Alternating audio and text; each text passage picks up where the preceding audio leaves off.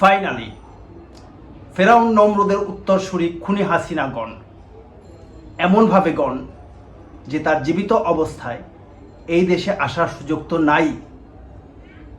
মরে গেলেও তার ডেড বডিটা এই দেশে আসার কোনো সুযোগ নেই। তার বাপ ভাইয়ের তবু এই দেশের মাটিটা জুটেছিল, হাসিনার নসিবে সম্ভবত সেটাও আর নেই। কোনো একদিন বিদেশ বিভুঁই এসে মরে যাবে, সে মৃত্যুর খবরে এই দেশের মানুষ ইন্না লিল্লাহ না পড়ে আলহামদুলিল্লাহ পড়বে। হাসিনা ভাগ্যবতী যে ক্ষমতাহীন এবং জীবিত অবস্থায় এই দেশের মানুষের আক্রোশের মুখোমুখি তাকে হতে হয়নি। যদি হতে হতো তাহলে জীবন কতটা যন্ত্রণাদায়ক হতে পারত তার জন্য, সেটা হয়তো আমরা কেউ কল্পনাও করতে পারি না। চেতনা বলে এই দেশের মহান মুক্তিযুদ্ধের প্রতি মানুষের যে তীব্র ঘৃণা তৈরি করা হয়েছিল, এই নতুন মুক্তিযুদ্ধ, এই নতুন বিজয়, এই মুক্ত স্বদেশের মুক্ত বাতাসে প্রাণ ভরে নিঃশ্বাস নেওয়ার প্রয়োজনটা এই দেশের মানুষের খুব বেশি ছিল।